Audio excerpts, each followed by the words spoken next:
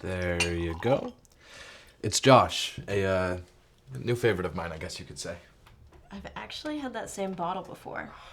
No, you're supposed to be, like, really surprised and tell me how good it is.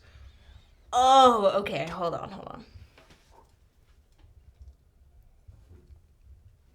Oh my god, that's like really good. Thanks. I spent like $15 on it. That's really expensive. I know. It's about time we went on a date. Yeah. You know what they say. Never go on a date with a stranger unless they offer to make food for you. Right. Oh, speaking of...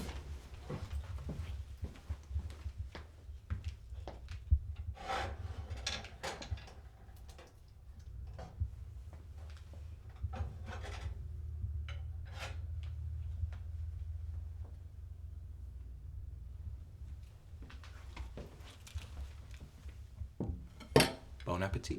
Oh my god. Wow. Yeah, it only took me about 9 hours to make. I don't doubt that. It looks amazing.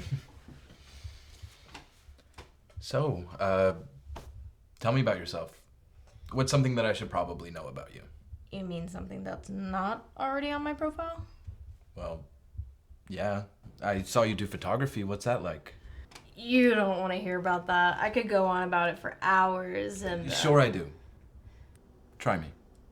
Really? Really? Okay. Well, I love it. I'm not any good at it. It's more like a hobby. But when I was younger, my mom used to have a photo book filled with pictures from trips her and my dad would take. And I still actually have it to this day. I'd like to think that even as a kid, I knew I wanted to be a photographer, but probably not. I'm sure I just gravitated to it because of how pretty it looks when it's done right. But I think that's just because I'm so obsessed with it, if that's even the right word. It's hard for me to sometimes just be in the moment, you know what I mean? Like every time I walk into a room, I say to myself, oh, this would look nice if it were like that, or maybe a little bit more of this color would look better because of that. Constantly analyzing stuff in my head, and that's just sometimes hard to live out, because then when you're actually doing it, it feels inauthentic. Like, you know, when you look at the Vivian Myers and Stephen McCurrys of the world, it looks just so effortless.